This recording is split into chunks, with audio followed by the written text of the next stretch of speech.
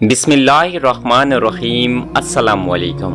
بیان کیا جاتا ہے کہ ایک نوجوان سخت بیمار ہوا، جس پر اس کی والدہ نے نظر مانی کی کہ اللہ تبارک و تعالی میرے بیٹے کو شفا عطا فرما دے تو میں 7 دن کے لیے دنیا سے نکل جاؤں گی۔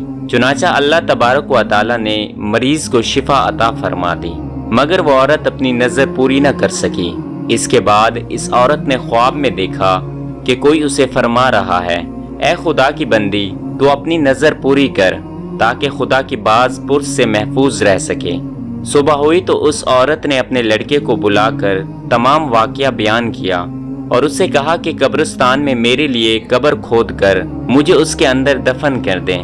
چنانچہ لڑکے نے اپنی والدہ کی حکم کی تکمیل کی اور اس کو زندہ ہی دفن کر دیا۔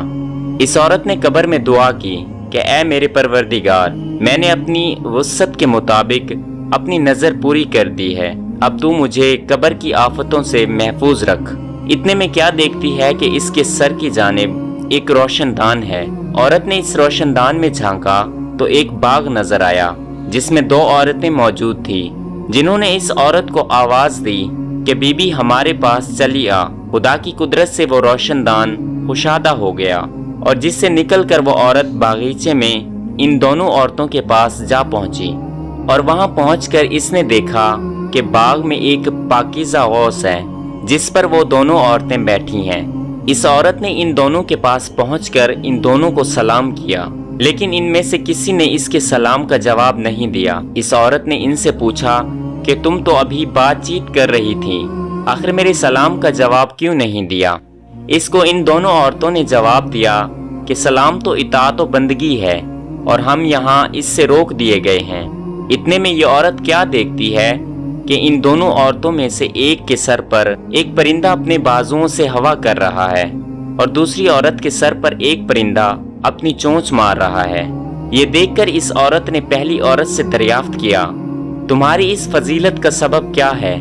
اس نے جواب دیا کہ میں دنیا میں اپنے شوہر کی فرما بردار بیوی تھی اور میرے دنیا سے رخصت ہوتے وقت میرا شوہر مجھ سے خوش تھا، بس اسی اطاعت گزاری کے صلے میں اللہ تبارک و تعالی نے مجھے اپنی اس نعمت سے نوازا ہوا ہے۔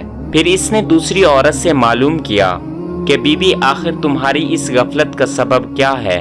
تو اس نے بتایا کہ میں تھی تو نیک بخت، مگر شوہر کی فرما بردار نہ تھی، اور میری دنیا کی رخصت ہوتے وقت میرا شوہر مجھ سے ناخوش تھا، لہٰذا میری نیک بختی کا صلہ اللہ تبارک و تعالی نے مجھے یہ باغ عطا فرمایا ہے، لیکن شوہر کی نافرمانی اور ناراضگی کے باعث میں اس عذاب میں مبتلا ہوں۔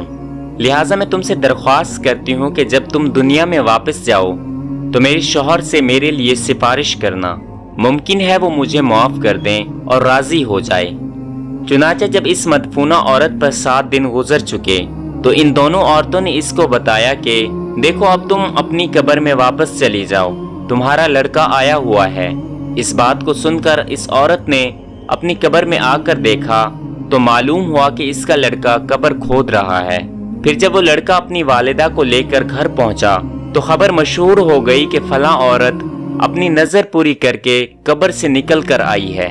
اس خبر کو سن کر جوک در جوک لوگ اس سے ملاقات کو آنے لگے، جن میں اس عورت کا شوہر بھی تھا جس نے اس عورت سے اپنی سفارش کی درخواست کی تھی۔ اس عورت نے اس شخص سے اس کی بیوی کا تمام حال بیان کر کے اس کی سفارش کی، جس پر اس شخص نے اپنی بیوی کا قصور معاف کر دیا۔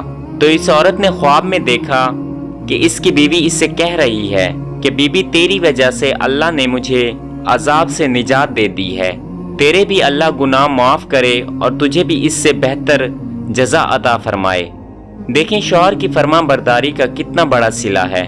اللہ تعالی ہماری تمام بہنوں کو اطاعت شوہر کی توفیق عطا فرمائے اور ہر آن حقوق الباد کی فکر کرنے اور اسے پورا کرنے کی توفیق عطا فرمائے۔ آمین یا رب العالمین۔